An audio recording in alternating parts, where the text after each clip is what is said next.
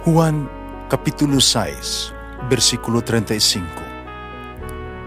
Si Jesus miingon kanila, "Ako mao ang pan nga naghatag sa kinabuhi. Ang muari kanako dili nagayod gutomon, ug ang mutuo kanako dili nagayod uhawon." Pan sa kinabuhi.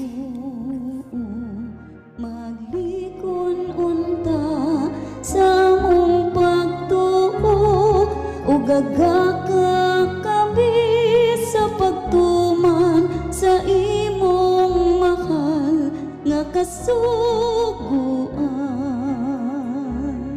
Ginumana kaninyo. Santos nga Ebanghelyo sumala ni San Mateo. Nitong adlaw, ibiya sa Jesus sa balay, miadto sa daplin sa lanaw, bilingkod siya didto aron pagtudlo. Daghan kaayong mga tao nga may alirong kaniya. Utungod ni ini, misakay siya sa usa ka sakayan ug milingkod samtang ang mga tao dito nagbarog sa lapyahan. Bigamit siya mga sambingay aron pagtudlo kanilang daghang mga butang. Mingon siya, may usa ka tawo nga miadto sa uma aron pagpugas. Sa pagsabod niya sa binhi, pipila ni ini, dito mahulog sa agianan. Miabot ang mga langgam, nanuka ni ini. Ang uban nahulog sa yuta nga batuon.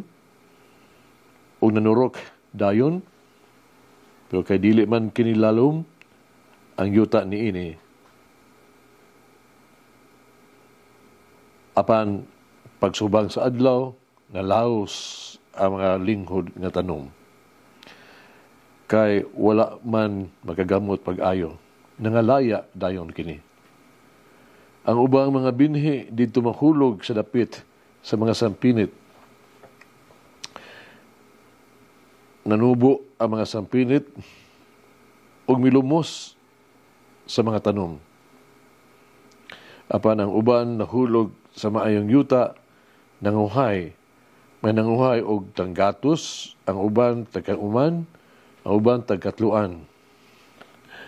Busa, pamati kamo kung kamo adunay dalunggan. Ang Ebanghelyo sa Ginoo. Pasalamati ang Ginoo kay siya maayo, ang iyang gugma mulungtad hangtod sa kahangturan. Pasalamati ang Diyos sa tanang mga Diyos, ang iyang gugma malungtaron. Pasalamati ang Ginoo sa mga Ginoo, ang iyang gugma malungtaron.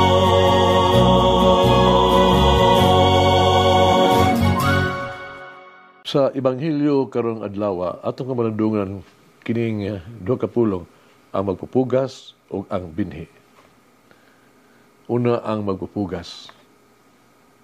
Ang magpupugas nahibalo ng daan. Nadili ang tanan nga iyang binhi muturok, mutubo ug mulungtad ug dugay. Ang uban nga liso mausik. Ang uban mamatay la sa dayon. Ang uban kanon sa mga langgam. Pag kini wala magpasabot, nga magpugas, nga tungad tumuhunong sa pagpugas.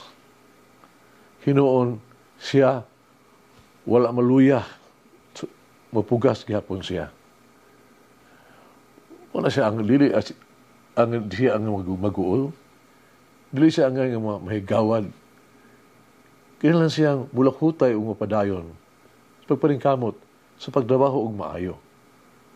Kinahanglan siyang mapailubon sa pagpugas, pagtikad, pag-atiman, pag-ayo sa liso. Kay sa kaulayhan, aduna unyay siya maani. Maangko na to ang ato ang mga kakulian. Na Nakaango sa ta sa ito ang kapilihan, kasagmuyo. Kita isalikway o kahabugal-bugalan, apan, dili unta kita angay kawadaan o kadasig o desperado, discouraged. Kailangan nga dili kita muhunong umuwadaan sa paglaom, kinahanglan mo padayon kita mula kutay ta. Nga naman, kasi sa katapusan o God, ang usa ka dagayaon nga ani masiguro. Ang dili mabungahon nga mga resulta gikan sa mga buhat, dili ang gyud din makadala ka nato nga to sa kapilihan to give up, dili unta gyud.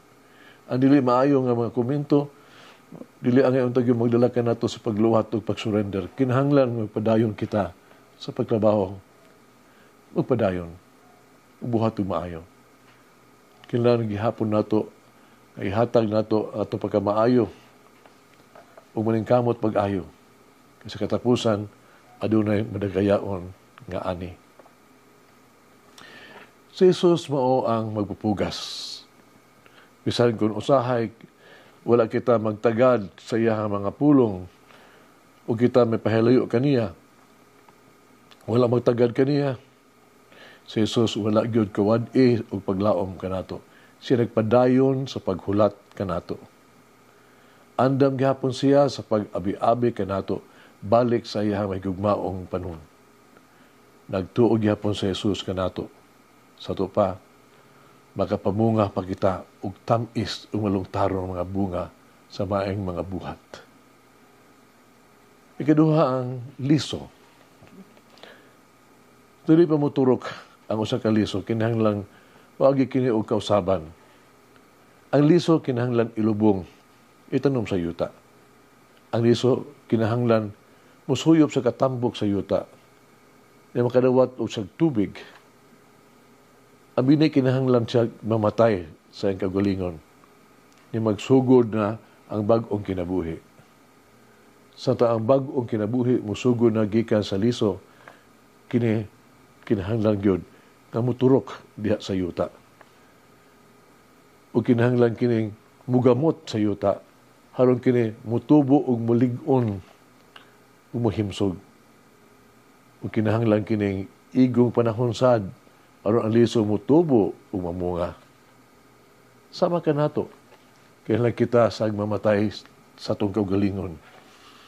Kinahanglan biyaan nato ang walay pulos nga mga batasan, negatibong mga kinaiya, ang makasasalang mga tinguha. Kinahanglan kita sa mamatay sa kahakog ug pagpakasala. Kinahanglan andam kita sa pag-antos.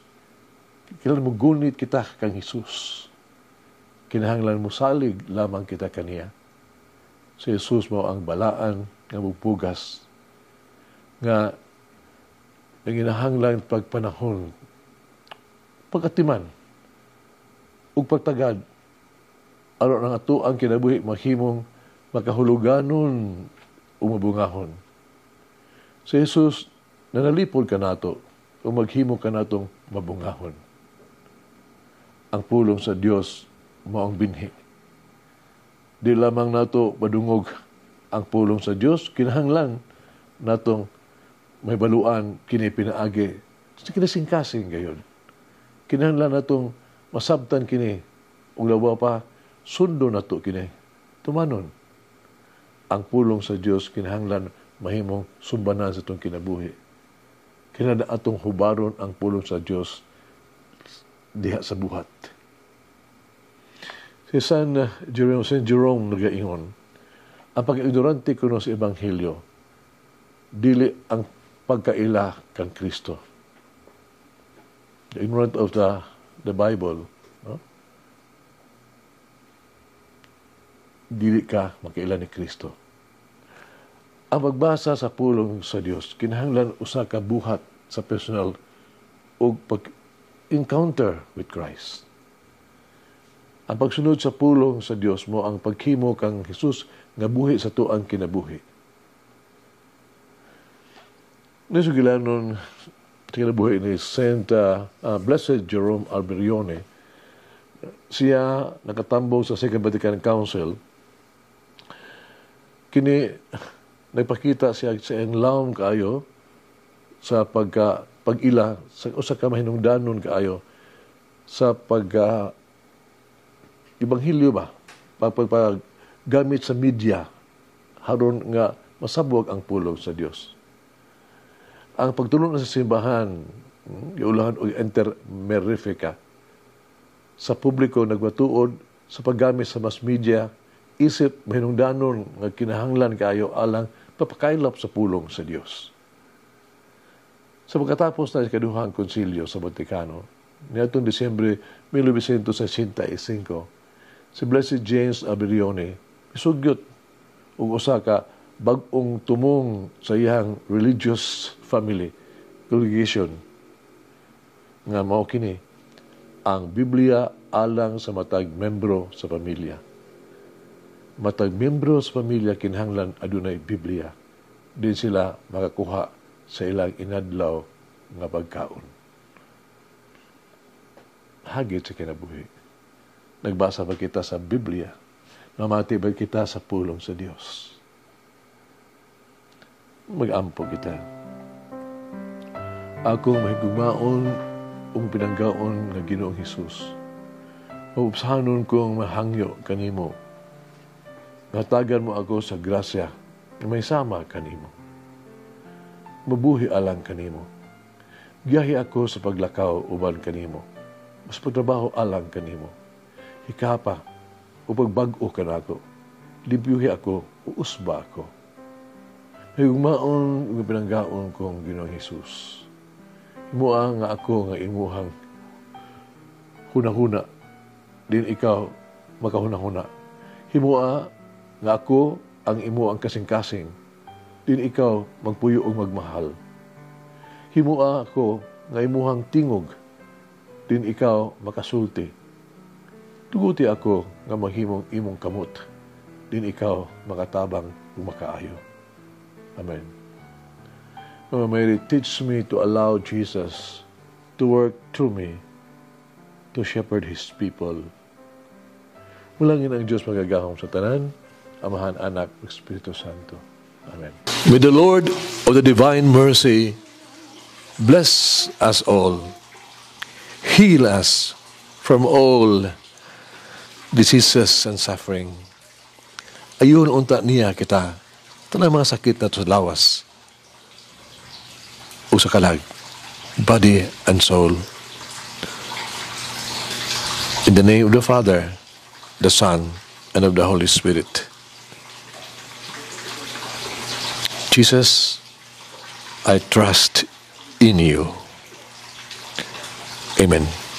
Whoever eats the bread of life will never hunger, says the Lord. Kay galaan inyong nabati ang pagpaambit ug hamubong pamalandong sa pulong sa Dios pinaagi sa tulumanon, pan sa kinabuhi, nga gidumala ni Monsignor Daddy Silva. Hangtod na usab sa sunod higayon, daghang salamat. The bread of life.